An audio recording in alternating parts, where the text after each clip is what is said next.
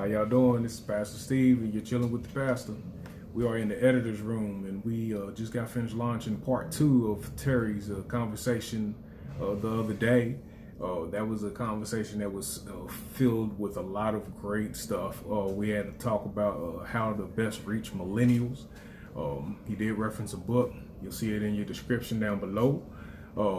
You can always go to that book and turn to it as well. But it was very interesting in that conversation to hear from a young man's perspective, someone who's closer to the millennial age, but not quite a millennial, his perspective on that. And it was interesting that he pointed out that it's a two-way street. It's a two-way conversation. It's not only about how it's best for older generations to get a hold of and capture the interest of the millennial age, but it's also on the millennials as well to reach out and to want to spark that conversation and reach the older generations as well, because it's not just one particular generation's world, it's all of our world, right? So you know, it was very good to hear someone else's perspective on that. You know, I did have a lot to say in regards to that, having millennial children myself. You'd have to tune into the video to hear what I had to say. But it was also very interesting to also hear his perspective on how it was for him as a young man to go into ministry in his early 20s. What was it, like 22 when he went into ministry? Yeah. And it's very interesting to see a young man at that age that goes into becoming the senior pastor of a church, no matter the size of the church, a senior pastor at the age of 22. So with that, you know, Chris, you being closer to that age, how's that make you feel? It's, I won't say overwhelming, but it's kind of like a wow, like someone who was 22 that just knew like God's calling me to ministry. And like, I mean, I'm 24, so I'm just 2 years back from that. So yeah, I know me personally, I'll probably be afraid to do something like that.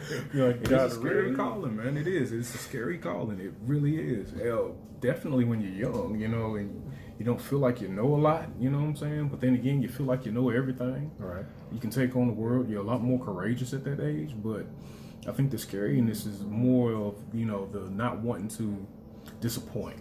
Right. Or to fall short, or to, you know, not take this calling serious, because it is a very serious calling.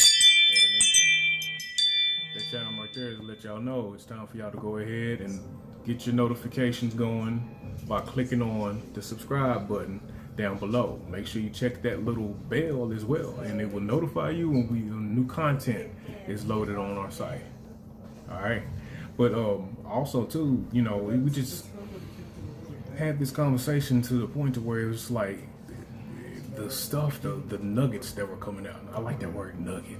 The nuggets that came out, you know, it's just like the information that we were able to drop and the knowledge we were able to drop, you know, from that conversation. It went in a way that I didn't even expect. Right. You know, it kind of went in a way to where it's like, if you are young and you're looking to go into ministry, you get the perspective of someone who was young when they decided to do so.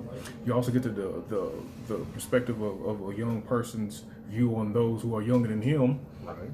But also too, you get the view of that young person's view on those who are older.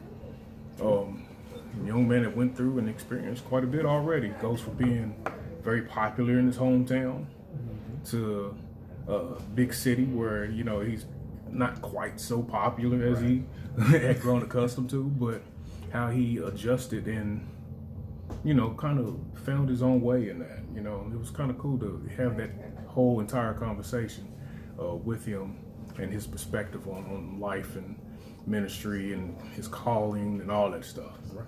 You know, him being 29 and having such an old soul is kind of like, yeah, because I know I have an old soul. I mean, his soul's older than mine.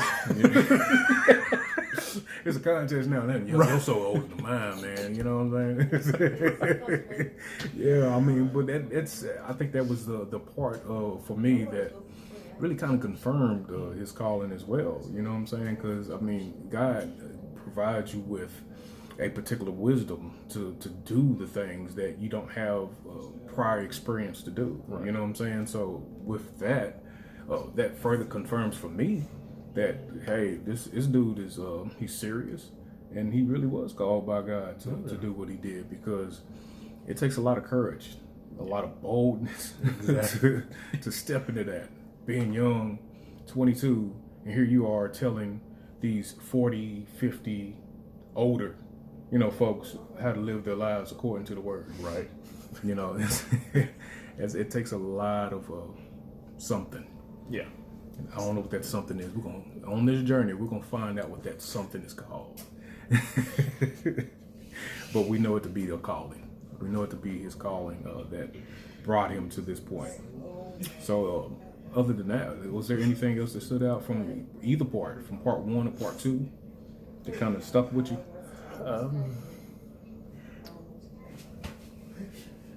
I did like in the first one where he was talking about, when his friend passed, and I think I might have mentioned this before, like how God came to him and gave him like that scripture. I believe it was Job 12, talking about the Lord giveth, the Lord taketh away. Blessed be the name.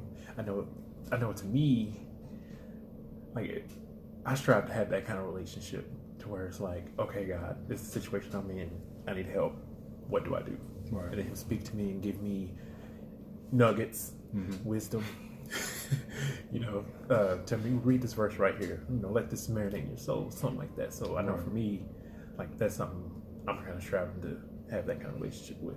Man, it's awesome though, because even before we began on this journey, I noticed how your Facebook, not your Facebook, what is it? Bible app read plans went up. You know what I'm saying? So I can definitely see where that pursuit has taken place in you. You know what I'm saying? But one thing I tell my church all the time is there are 3 things you do continually, and it will help you to get to the next place. You read His word, which is you study, you pray, and you praise. Pray, study, praise. These are the ways to get to that next level, whatever level you feel like you're at. That's the way we get to those next levels. Pray, study, praise. There you go. But that's cool though. So this is our transitioning point now, where we've had the conversation. We've done part 1 and part 2 with Pastor Terry, with Reverend Terry Traynham II. Now we're getting ready to go to a new person, which in Dr. Reverend Tina Patterson. We're at Mosaic United Methodist Church here in Louisville, Kentucky, that we talked to, and she's always been a person that's always been very interesting to me. She has a story that is very interesting to me as well, that I wanted to share with you all as well. So look forward to next Friday, getting to see that conversation, that sit down, that talk, and learning some things about the Reverend Dr. Tina Patterson, the kind of person that she is, the soul that she has.